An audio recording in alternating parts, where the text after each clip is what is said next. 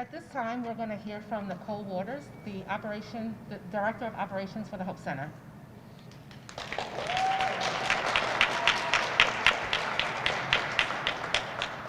Thank you. Good afternoon, ladies and gentlemen. It's my pleasure to welcome you officially to the ribbon-cutting ceremony for the beautiful Newcastle County Hope Center. I personally believe transformative change begins with dreams, faith, and hope. 2020 was a year we shall never forget. The coronavirus came suddenly and turned our lives upside down, causing our great state to shut down on March 13th. Shelter referrals stopped immediately, and they began to operate at limited capacity. Our homeless, already one of our most vulnerable populations, were faced with even greater risk and elevated exposure to COVID-19. But thanks to the tireless efforts of our congressional delegation, Senator Tom CARPER, Senator Christopher COONS, our former county executive, and Representative Lisa Blunt Rochester, the Coronavirus Aid, Relief, and Economic Security CARES Act was enacted, and Newcastle County was awarded funding to reduce the impact of COVID-19 in our community, protect the most vulnerable, and bring jobs back to the county. Governor John Carney formed homeless outreach teams led by Lieutenant Governor Bethany Hall-Long and Dr. Sandra Gibney from St. Francis Hospital, along with the Division of Substance Abuse and Mental Health staff and nurses. The teams completed health assessments of those in shelters, and persons with underlying health conditions and the elderly were put into hotels. In July 2020, Newcastle County Executive Matt Meyer and other top county officials, in collaboration with County Council, formed the Newcastle County CARES Act Task Force, chaired by Senator Elizabeth Lockman, to assist the most vulnerable populations. Marcus A. Henry, our General Manager, and Carrie Casey, Development and Housing Manager for the Department of Community Services, along with the State of Delaware, Division of State Service Centers Director and Registered Nurse Renee Beeman, worked diligently with others on the task force. Together, they made the recommendation to purchase a hotel to provide for the homeless during the pandemic. They shared the same vision and had big dreams of acquiring a suitable space. Fast forward to September 2020. I think you all saw this. The Sheraton goes up for auction. Ms. Beeman and I, along with many others, contacted CARRIE about bidding on this hotel. I was so excited that night. I couldn't sleep, but when I finally went to sleep, I dreamt that we acquired this hotel during the auction. CARRIE presented the recommendation. The immediate interest and advocacy provided by our county council and Matt Meyer, Penrose Hollins, General Manager Marcus Henry, Carrie Casey, and Nakai Trailer helped gain the unanimous support from County Council to use CARES Act funding to bid on the hotel. We held tightly to our faith, and Newcastle County won the auction. The Hope Center was initially designed to provide a safe, secure, non-congregate shelter for homeless populations during the pandemic. However, we've morphed into a life-changing hub of vital resources and supports for those who enter these doors. Today marks the 84th day we've been in operation. We currently have 214 guests, of which 79 are children. We also have a few dogs, some cats, bearded dragons, and a guinea pig named Sweet Potato. We've been extremely blessed to secure a faithful dream team of extraordinary people who believe in our mission and share a common goal of cultivating the hopes and dreams of our guests. Our dream team consists of 12 key partners who are the glue which holds everything together. I'd like to acknowledge them for all they do, because without them, this would be impossible. Hersha Hospitality Management Group. They are responsible. Yes. They are responsible for the operations of the building, the maintenance, the housekeeping, referral bookings, and revenue. Friendship House, the social services anchor, who provides all the guest services such as meal deliveries, wellness checks, case management, and referrals to mainstream resources. The Bridge Clinic.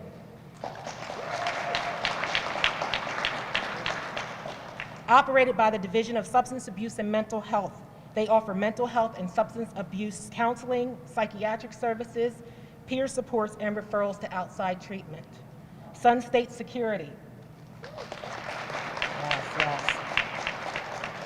We have 2 security guards on site 24/7, and they keep everyone safe and secure.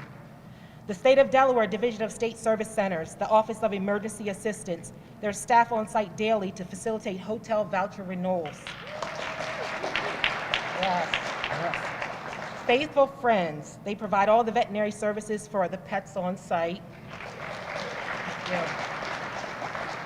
St. Francis and the wonderful St. Clair van provides medical services and are here twice a month. Dr. Gibney, a lifelong champion for those experiencing homelessness, and she's here providing medical services on site and on an on-call basis. Christiana Care also provides medical services here. The Center for Hope and Healing offers a holistic approach to care and has doctors, social workers, and behavioral health professionals all on site. Wilmington First, they're here conducting rapid COVID testing, and they offer it to guests and staff every Wednesday. Family Promise provides rapid rehousing and case management to Hope Center guests with the goal to assist them into permanent housing. And we've just hired a new housing locator today to help recruit landlords and identify housing units. Grace Transportation will be our permanent provider and will shuttle guests from 7 a.m. to 7 p.m. to the Price's Corner bus hub. And the executive director of Grace Transportation, Bishop Broughton, is the person who named the Hope Center. So thank you. It came to him in a vision. HOPE stands for Homeless Operations Providing for Everyone. Our on-site cleaning staff is here, keeping our environment safe and sanitary. And the City of Wilmington, Mayor Michael PURZYCKI, and the Department of Real Estate and Housing staff, Bob Ware and Alan Mattis, for the vital financial support provided to our nonprofit partners here. So if you represent any of those entities that I mentioned, please wave your hand high in the air so we all can see you if you represent any of them. And please give them one more round of applause together. Thank you. Thank you. In addition to our partners, we've been extremely fortunate to experience an overwhelming outpouring of community support. We receive calls, texts, emails, and social media inquiries daily concerning these donations. The generosity of our donors is simply astonishing, and words cannot express enough how grateful and thankful we are. Our guests truly feel the love, and they are appreciative. Ooh, you too also give them hope. A special thanks to our Hope Center on-site coordinator, Michelle, donation director, Sally, and social media coordinator, Kimberly, for managing those donations. Special acknowledgement goes to our County Executive Matt Meyer, Chief Administrative Officer Vanessa Phillips, and other executive staff and County Council members for believing in and supporting this vision. Jessica Gibson, thank you so much, you and your team, for putting this event together. And I'd like to thank all other county staff and contractors who've assisted from the very start. Marcus and Carrie, you are strong catalysts for change. You made this project top priority, involving me from the very beginning. You two are enormous advocates for vulnerable populations. Together, we vigorously hit the ground running and haven't slowed down since. It's been a roller coaster ride, but worth every minute, and I wouldn't change it for the world. Thank you for giving me the opportunity to be a part of this team and making dreams a reality for those in need here at the Hope Center. So with faith, hope, and dreams at the forefront, along with this dream team, we anticipate an abundance of progressive, life-changing transformations here at the Hope Center. Again, it gives me great pleasure to welcome you to the Hope Center. I want you to enjoy the program. We look forward to taking you on some tours after the ceremony. But I have one thing I need you all to do, some crowd participation. On a count of 3, I want us all to say Hope Center. 1, 2, 3. Yeah, that's beautiful. Thank you so much. Enjoy the rest of this ceremony.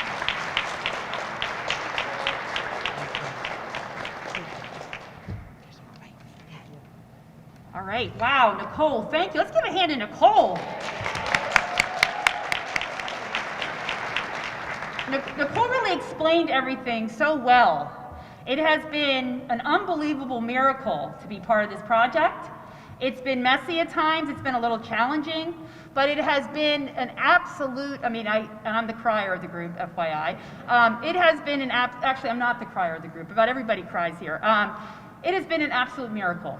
And to have the faith of government, to have the faith of the community, to serve this population, is a real testament to the people in this room. I have to say, before we opened the Hope Center, the Creative Vision Factory hosted some focus groups for us so we could hear what people were going through and also get some input on the Hope Center. And that was a real eye-opener for us. And to see some of those folks, I see Cheryl, wave Cheryl, there she is. She was with us with the focus groups, and to have her here with us, but also to have a relationship and a friendship and a mentorship relationship together, it has been really a joy of my life. So I'm Carrie Casey. I manage the housing department. Like Nicole, she manages all the grants. That's her full-time job. This is our other job, Nicole and I. But this has actually been a labor of love. You know, if I could live here, I would. It's such a wonderful place, and my family's here all the time. We are here. This is our place. So I'm just very grateful to be here. I'd also like to thank our boss, Marcus Henry, because we are here all the time. So he's supporting this idea that we had, that we made a reality. So my job, I get the exciting, wonderful job of introducing our wonderful, illustrious, dignified, distinguished guests, all who are just such wonderful human beings in their own right. The first person I'd like to introduce is County Executive Matt Meyer. Matt has been, I just have to say, since day one, has been very focused on the needs of people experiencing homelessness. His first month in office, with his first term, he and his chief of staff and I went out for the point in time count. And we didn't just go to the shelter and count names. We actually went under bridges and looked for people who were experiencing homelessness to talk to them and survey them. And we actually found a couple living underneath the Kirkwood Highway Bridge by the charcoal pit at midnight. It was freezing cold, and it really kind of hit us all very hard, because this was a couple living underneath the bridge and, really had nowhere to go. And from that day, he's participated in that point in time count since then, but he's always been this person in my ear. Carrie, what can we do? What can we do? Let's do something big. And Carrie, calling, texting me to say, look at this idea in another state, or look at this. He's really made us better. He's made us look at things outside of the way our systems work. And to have that from a leader, as well as county council, who supported this project 13-0, it has made us, have the support and energy that we need to get this project done day by day. So I'd like to invite our county executive to come up.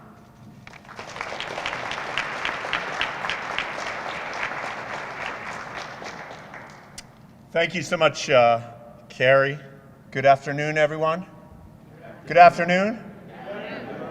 Hope people are watching online as well. It's pretty crowded here. I think more people certainly than we've ever had here, more non-residents than we've ever had here. We appreciate people are socially distanced. If you work here at the Hope Center, including the officers in the Behavioral Health Unit, Hero Help, would you just raise your hand? Raise your hand if you work here. Can we give them a big round of applause?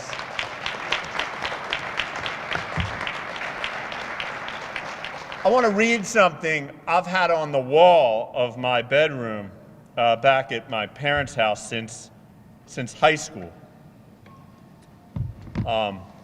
It's something I put on the wall when I was volunteering as a high school student at Sojourner's Place in Wilmington.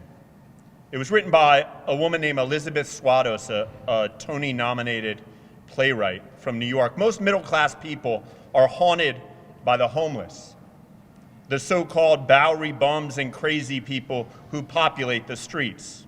We all get panhandled. The middle-class person asks, how did these people get here? Who are they? Where are their families? How did they fall so low? But we all harbor fears about the difference between these street people and ourselves.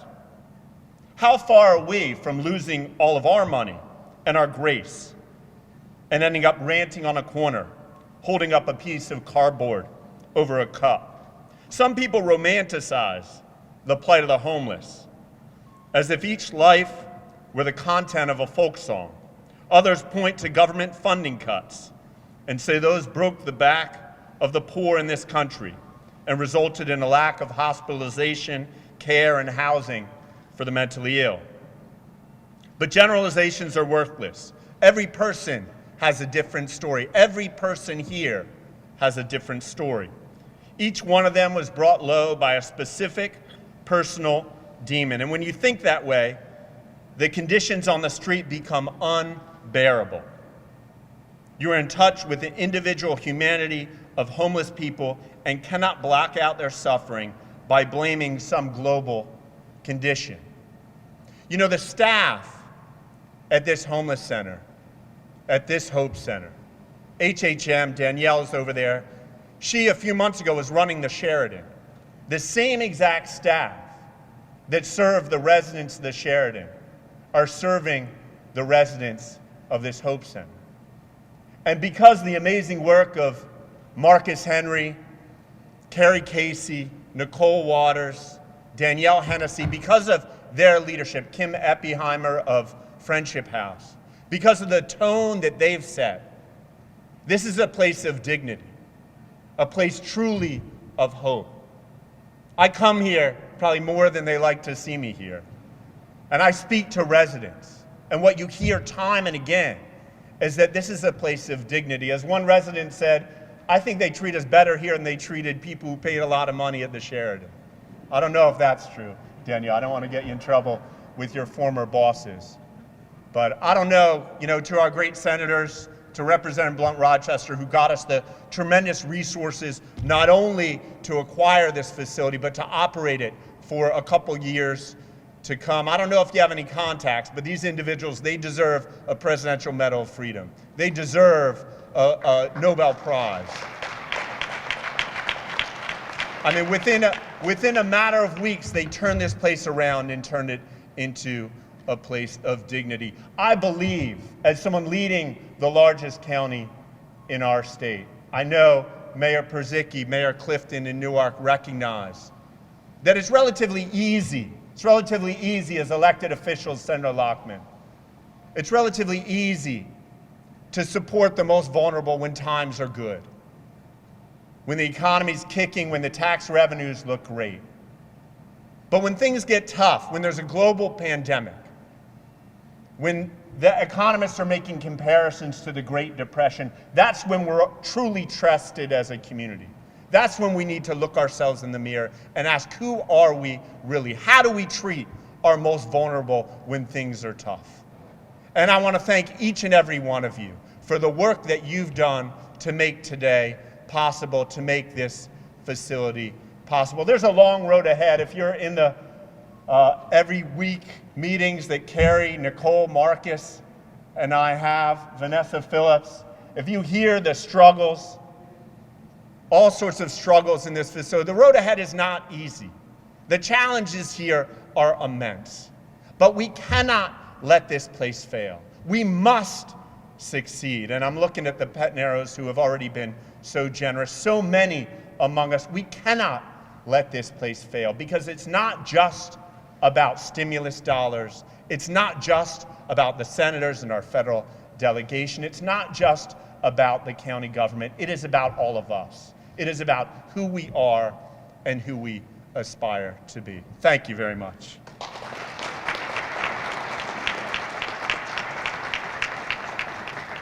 Thank you very much. And we love when you come. It's really, we actually gave him his own key fob so he could take people around on his own. But thank you for your words and thank you for your support. Again, thank you very much. So next, I have the honor of introducing our senior senator, Thomas CARPER. Tom, we're very, very, very happy to have you here, Senator CARPER. I worked for Senator CARPER back when I was 25. I'm almost 50, FYI. And he has been my mentor through life. And one thing that he always taught me was the importance of service. And the night before we went to County Council to present this outlandish, wild plan, he called me and we talked about it, and he gave me some really good feedback, which helped me. So he's been there through my life, and somebody that I think he really rooted that in us here, and especially me, the dedication to serving others. So we're really glad to have you, and I'd like to introduce you to come on up. Senator CARPER.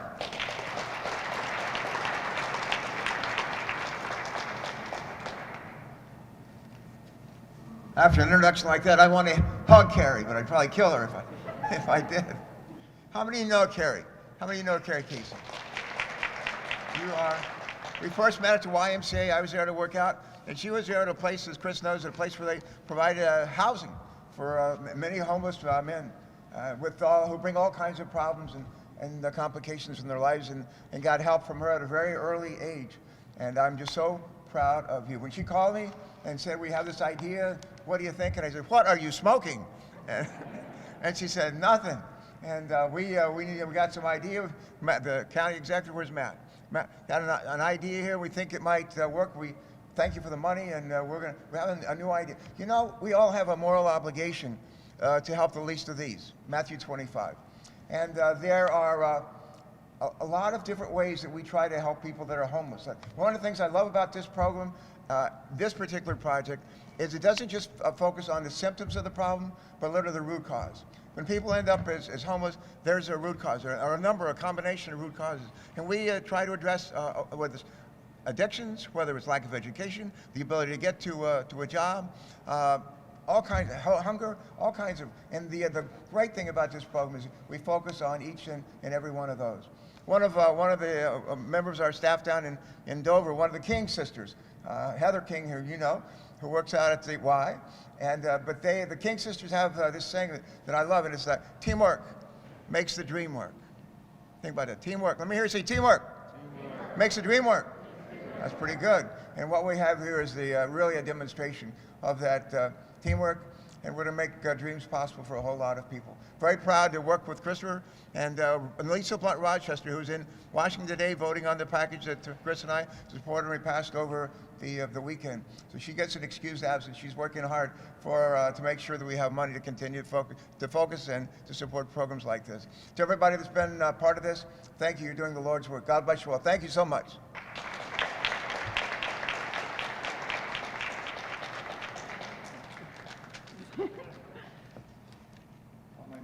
Oh, geez. I think it's in my pocket. Okay. All right. Thank you, Senator CARPER. Next, I'm going to be introducing Senator Chris COONS. Welcome, Senator COONS. This has not been his first trip here. And actually, Senator CARPER, we did a virtual tour, which was really fun when we first opened. Senator COONS visited with us on Martin Luther King Day and took a tour with his daughter. It was great having you. As a former county executive, county council president, I think you know or maybe realize that some ideas are rooted in that local government because of the direct service piece. So some ideas, they're planted and then they hopefully bloom, which is what we are seeing here. And the CARES Act money that you all allocated, that $19.5 million, made it a reality.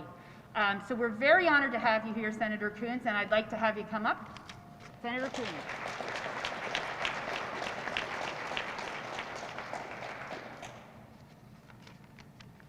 Thank you, Carrie. Thank you, Pastor Brodden. Thank you for blessing us at the outset. Thank you to my senior senator and friend, Senator CARPER, for your vision and your dedication to helping work tirelessly to provide housing. I remember as a young county elected working with you and pulling together the support for that YMCA at which you first met Carrie, where she was working so hard before she brought her gifts and talents to Newcastle County government. To our Lieutenant Governor, it's great to be with you, to Mayor and to the county executive. This is a remarkable moment, a chance for all of us to reflect on who we are and who we're called to be, on what kind of example we want to show our own children. A guy who's now the President of the United States once said when I was in his presence as a senator, "Show me your budget and I'll show you your values." Show me your budget, meaning show me your priorities, what you spend on when you have the moment, the opportunity, and I'll show you where your heart lives your values. We're in the midst of a terrible pandemic, a global recession, challenges that would make most local governments pull in and just cover the bases and do nothing bold. This is bold. This is bold. The latest chapter in the long, strange story of this fabulous hotel in Newcastle County. We need not look back at the long, strange trip it's been that's brought us here today. But I must say, Mr. Pedinero, in some ways, I could never have imagined this as the ultimate outcome for this place. The idea that tonight, 214 Delawareans, 79 of them children, will sleep in a place with dignity and safety. They are cared for, they are supported, they are nurtured. My father, as some of you know, did prison ministry when I was a kid. And I had no idea how brave it was for him to welcome into our home a convicted murderer on furlough weekends until I had my own children. And my own daughter, who was here with me on Martin Luther King Day, asked the question with which I expect to be convicted at the gates to heaven. We were driving, and a woman known to many of us, who shuffles alongside Route 202, cold, wet, carrying bags. My daughter pipes up in the back seat. She's just 5. She says, Daddy, where is she going to stay tonight? And I said, honey, I don't know. And she said, don't we have an extra bedroom? I said, yes, honey, we do. She said, well, why aren't we stopping to pick her up and let her stay with us? The years that I've spent with my church on Saturday mornings with Friendship House with her, pouring coffee or playing cards or chess or just visiting, aren't the same thing as opening your heart and your home. And so to everybody I see before me who has done so much, whether it's Dr. Gibney and the Lieutenant Governor who've gone to places at the very margins of our county and our society, whether it's the pastor or our county executive, whether it's Marcus who has led so well, or whether it is Carrie who's poured her whole heart into this. I am reminded, Nicole, as you were talking about the hope and prayer and the excitement just before the auction, of a dear old friend of mine, a man for whom I had the honor of naming one building, Jim Gilliam Sr., who every time I ever visited him would lean in and grab me and say urgently, as if I'd never heard it from him before, when you see something wrong, act like it. Matt, with courage and determination, you and the people of Newcastle County government, the county council, those who lead and manage and drive your community services and your housing, have seen that wrong, which all of us know all too well, that haunting homelessness at the very core of our society. And you've taken this moment, this budget, this opportunity, and you've done something about it.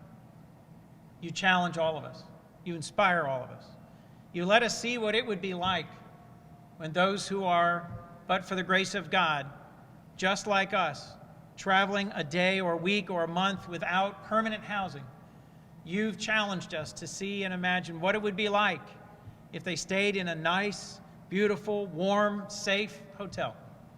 So to all who've played some part in this journey, to all who've had the courage to look in the eyes of our homeless brothers and sisters and see them for the creation of God, the children of God that they are, thank you. Thank you for the boldness of your vision and your action today.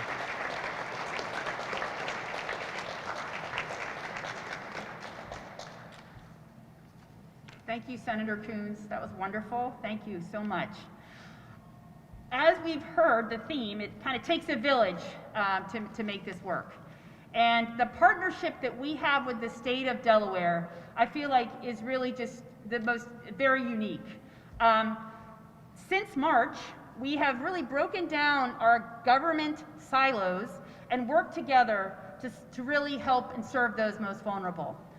We did this by the motel voucher program, where all of the jurisdictions came together, provided funding directly to the State Service Center under Renee Beeman's leadership, there she is, Renee, in beautiful in red, to provide housing to those experiencing homelessness in a non-congregate shelter environment. We know now, looking back, that doing that actually protected them as well as community spread of COVID-19. And there are studies popping up all over the country about that. So when we had the opportunity to buy the Sheraton and opened it as the Hope Center, we knew we needed the state of Delaware as a partner. And from day one, the day that we opened, December 15th, the Bridge Clinic, Division of Substance Abuse and Mental Health, those folks, wave, there's Alicia, were here, serving people. Dr. NICOLE, they were here serving people that came in from the cold, day one. And they've been here every single day since. They now expand their hours. They're here till 9:30 during the week and Saturdays and Sundays. So if someone is in crisis, they can make the connection and help them. So that's on their own. We have no, we did like an elbow pump deal. They wanted to be part of this, and it is an absolute wonderful thing. The other partnership is with the Division of State Service Center, Renee Beeman, Chuck Hayward, Assistant Secretary Merced. We could not have done this without you. We meet weekly because what we really need to do is focus on getting people to their permanent housing exit. So that's where we work weekly to really look at each person individually to get them to their next place. So the state is just it's just been a wonderful partnership. And it's an honor to have Lieutenant Governor Bethany Hall Long here with us. She is, as with Dr. Gibney, works in the trenches helping those experiencing homelessness. And every time I talk to Dr. Gibney and thank her, she says, it's my honor. It's my honor to be here. And that's how Lieutenant Governor Bethany Hall Long also leads. So it's an honor to have you, and I welcome you up to the stage.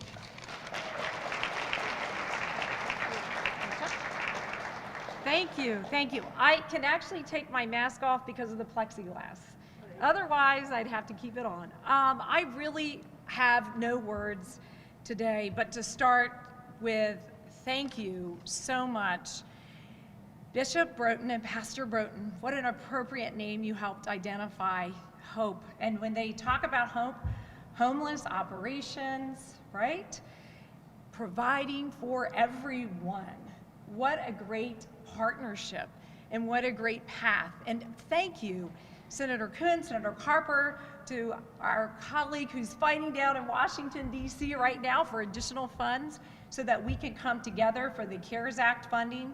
And this partnership of intergovernmental relationships that is so important that we've heard about from our municipalities and to our county executive, Matt Meyer, for your leadership, to the county council, as well as the many nonprofits, and especially, I'm biased today a little, to my state colleagues and friends.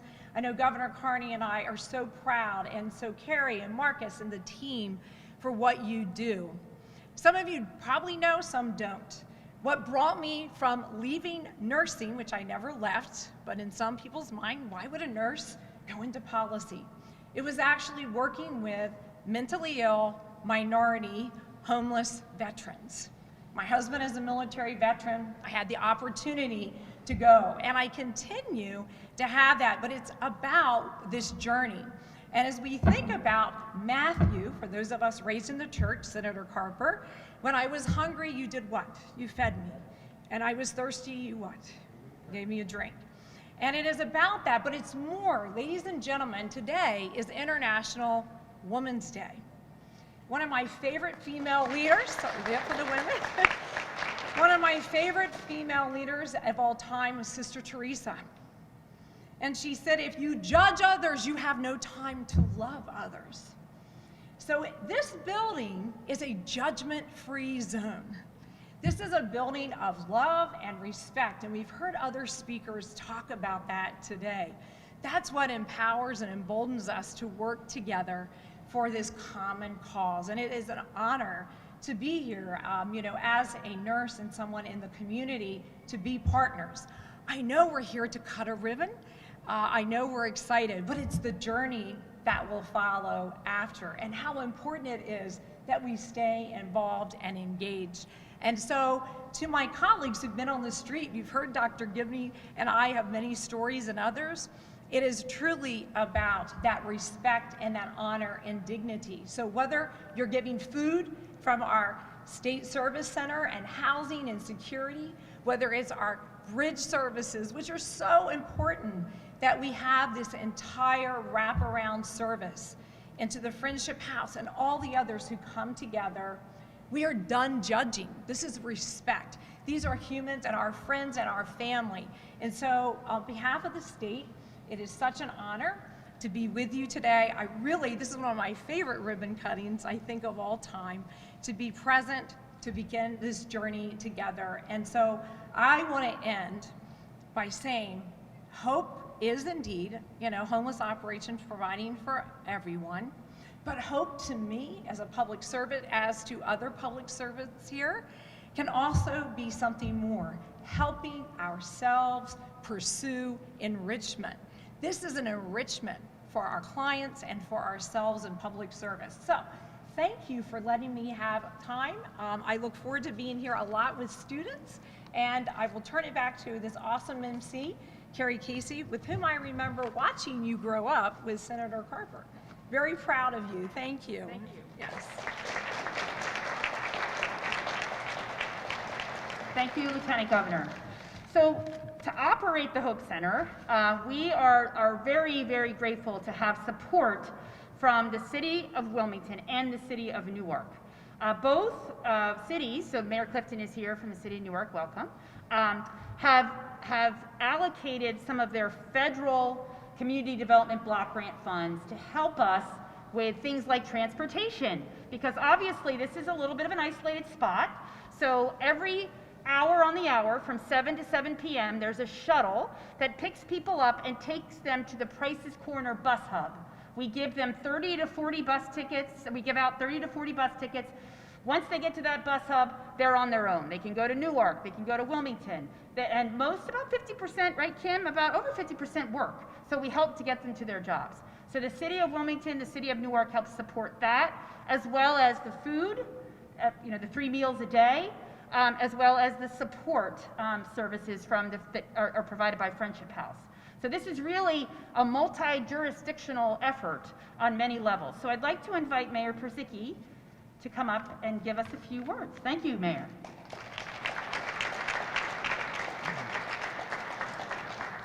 Thank you very much, Carrie. It's so nice to be here. I guess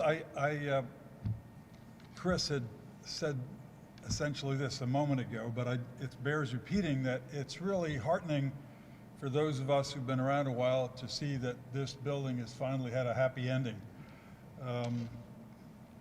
For years we would drive down 95, and what it symbolized was failure on a lot of counts. And so today, it's the start of a day when it's going to signal something uplifting, and that there's a certain irony in that, but it's also something that we're real proud of. I must tell you, when I walked in here, what was really nice for me is to see my dear friend Verino Pettinero, a person who's left more of a mark in our community than most people will ever dream of, and his 3 wonderful daughters, Vicky, Tracy, and Shannon. So we're really happy to see everybody. Thomas and Chris, thank you so much for what you all have been going through these last week or days, and we're almost across the goal line and doing some things that this country really, really needs badly. I want to, when I got in here, I thought that I wanted to express to Matt and to his team 2 things. 1, commend you for your heart, and 2, for your imagination. That you would look at this with the fanciest elevators in all of Delaware and say, yeah, I know what we can do here. And so here's how this strikes me. This pandemic has been rough on everybody. But what it has done, it has caused terrible problems for us. But it's revealed problems that were already there. And it's underscored those problems. And I think in a way what's happening to us today is we're in a position where we're saying, I don't know how we're doing this, but we're going to start to fix some of these things. Fair enough? I mean, we're looking at poverty, and we're looking at crime, and we're looking at kids not performing the way they're supposed to in school, and year after year after year, we do the same old stuff, and we don't get much better results. And in a way, Matt, you inspire me because I want to say, damn it all, we're going to try something different. Maybe we can start talking about those things in a different way, and maybe we'll have the courage to think and be imaginative, because we need that right now. So inspired by the man in this country who has made being in his 70s fashionable, and Joe Biden, gosh, every single day I'm inspired by him, right? Hopping up and down the stairs, going here, going there, going to Russia, going to the West Coast, coming here, and then coming home on a weekend, and people complaining about that. Now, sleep in your own bed, Joe. But, you know, I just think of, I just imagine all the possibilities for us.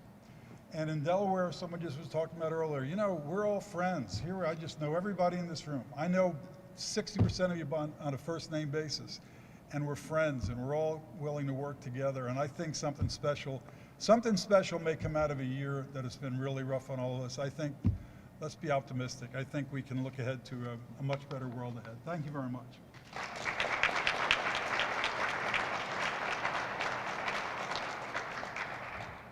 Are you encouraged? Yes.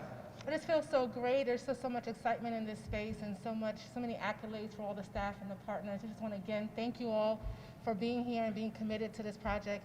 And at this time, I want to do something a little bit cool. I want to invite Michelle Lee up. Michelle Lee is a Cab Calloway graduate where she discovered her voice. And today she'll share with us her award-winning song, Don't Be Afraid.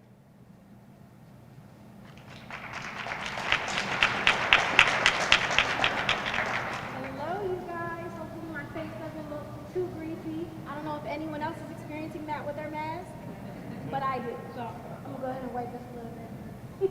But I am here. My name is Michelle Lee, like Jess said. Thank you so much. It's such an honor to be here. This is such a phenomenal experience to be a part of, and I just wanted to express that in the form of the original song that I wrote. The song is called Not Afraid, and it really discusses exactly what we're going through. So usually, before the pandemic happened, and I was doing all of these wonderful live shows with all of these people with their full faces exposed, I always ask, has anyone ever experienced fear before in the form of raising their hand? So I'm going to ask you guys, has anyone experienced fear before? So usually I'll go through and I'll ask, what kind of fears have you experienced? But I'm pretty sure now we've all experienced the same fear, right? So I don't have to ask that question. We all have experienced it. We all are still going through it. And this song serves as a reminder that we were not created to fear. There's no bone, no feeling in our body that was created to fear. We were created with a sound mind, love, were we not? So that is what we need to operate in. We operate in courage. We operate in faith. We do not operate in fear. So when that fear starts to rise up on the inside of you, regardless of where you're going, where you're at, who you're with, speak faith. Hopefully this song will come to your mind and just either sing it to yourself, say it to yourself. Now I'm going to ask you guys for crowd participation. I've already heard you say Hope Center, so I know you can do it. So when I say, I won't be afraid, I want you guys to repeat it back saying, I won't be afraid. Let's try it one time. Say, hey, I won't be afraid. No, no. One more time. Say, I won't be afraid. Now, the song actually does have music to it. I promise the music goes with the outfit and the hair. I promise it does. But for now, you guys will hear it just a cappella. I want the words to seep inside, okay? So, here's the song. Darkness comes to take your hand and lead you off the path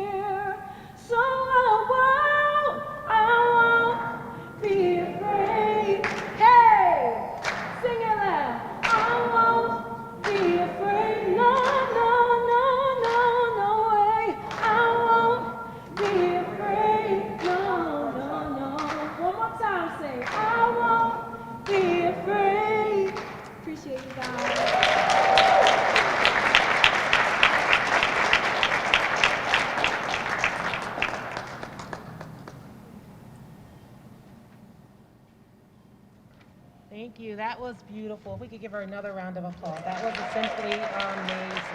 Beautiful. So I have the honor of introducing the first Hope Center guest who will be transitioning to her own permanent housing, Melissa Summers. I sat with her a few weeks ago after we had spoken with Jessica, and Carrie and I said, you know what, it would be nice to showcase someone who is moving out of the Hope Center. We all agreed. That's what we're here to celebrate the most, our victories. So when I sat with her, she explained that she's a mother of two. She has two daughters, grandmother to two. She has one granddaughter and one grandson. She's very family-oriented, is a great friend. She helps her 83-year-old mother with chores, laundry, and things of that nature. Prior to becoming homeless, she was residing in a house with a friend. And unfortunately, the house was deemed uninhabitable and she had to move. Ultimately, she became homeless. She was able to obtain a hotel voucher through the state of Delaware, Division of State Services Center Emergency Assistance Program, and was placed at the Hope Center on January 13th. Now, while at the Hope Center, she didn't have to worry about a roof over her head, or warm food in her belly, or access to good, clean water. So she was able to focus on her life and rebuilding her life. She had time to sit and just think. And she recalled that she had put her name in on a housing list with the Chester County Housing Authority many years ago and had lost touch with them, moving and then becoming homeless. So she was able to visit that office, and when she walked in, they said, Melissa Summers, where you been? We've been looking for you, and we have a place for you. Jessica and I got goosebumps that day, because it could have happened at any time, but I truly believe it happened at the right time. Here at the Hope Center, she had supports. She had Friendship House, who's here. Kim, Mark, and her crew were able to help her with security deposit money to get her into her place. Whew. It's amazing. So I'm going to welcome Melissa up. She celebrated a birthday a couple of days ago, March 2nd. She turned 62, and she looks fabulous. And she said this place was the best birthday gift to her that she could ever have. So please, let's welcome Melissa.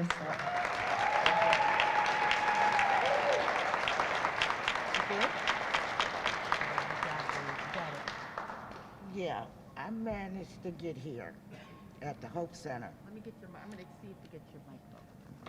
Okay. I managed to get here to the Hope Center. Okay. And the Hope Center has been very, very good to me since I've been here. But now that I have my own place in Chester, my kids yesterday, they dragged me from place to place, made sure I had everything moved to my home that I have in Chester now. I'm gonna miss the Hope Center because I know Hope Center is a place that will help you get where you need to be.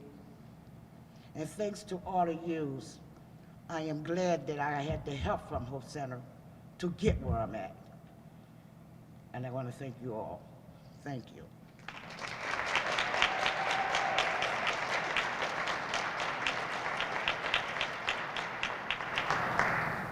Melissa, come back up. We can't have a celebration without goodies. So we'd like to give you this basket and some gift cards and a your welcome home basket, okay? Okay, thank you. So,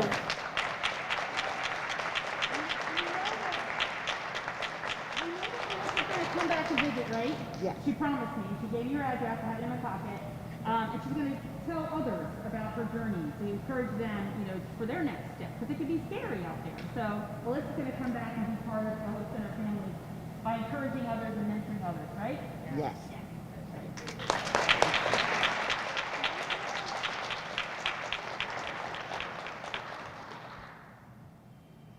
Didn't see that coming, huh? So Melissa's moving out tomorrow. and moving into her new home. So by this week, by Sunday dinner, you'll be ready to cook some good old dinner at your home. So congratulations, congratulations.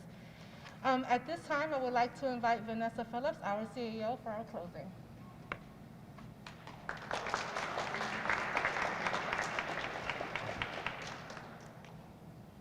Good afternoon, everyone. I hope you enjoyed today's program. I certainly did. But before we close out this ceremony, I would like to give special thanks to Marcus Henry, Carrie Casey, and Nicole Waters for your unwavering commitment to the Hope Center. I know there have been some long days and sleepless nights to bring this to fruition, and we thank you for your hard work.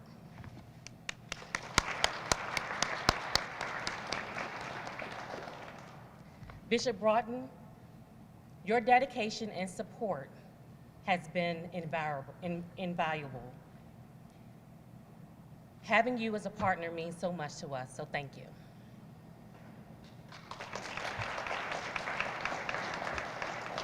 And Michelle Lee, I'm so proud to call you my sorority sister. That was a beautiful song, and we will remember your song. We will not be afraid.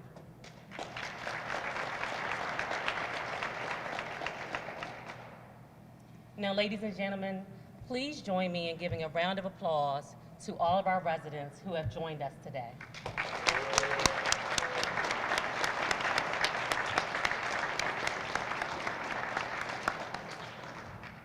We will be here for you during this journey. This will be the first initiative where we are happy to see guests like Melissa move on to permanent housing. Move on with hope, stability, and a second chance. Melissa, we magnify your commitment to yourself and know here in Newcastle County, we will always have your back. Good luck and best wishes.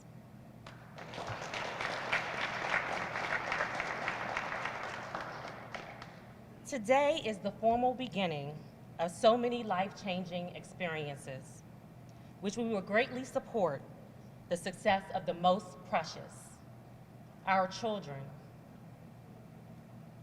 Today, there are 79 future lawyers, doctors, firefighters, entrepreneurs, teachers, and maybe a future county executive residing in this building. The Meyer administration will continue its innovative approach in creating solutions for the betterment of our communities. And I think we all can agree this is the perfect example. We mean business here at Newcastle County.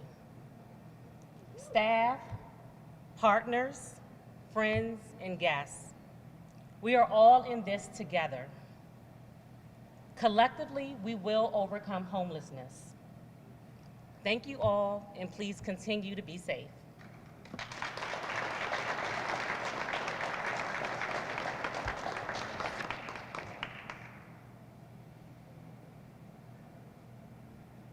So with that, we're going to have our official ribbon cutting. If I can have the speakers line on the first, on the platform in the second step, and we'll identify our cutters when we get there, and we will face this direction. Speakers? Okay, so on the count of three. Thomas Carper, Okay, Senator, go for it. Everybody, we're going to count down from 10 to 0. We'll start with 10, 9, 8, 7, 6, 5, 4, 3, 2, 1.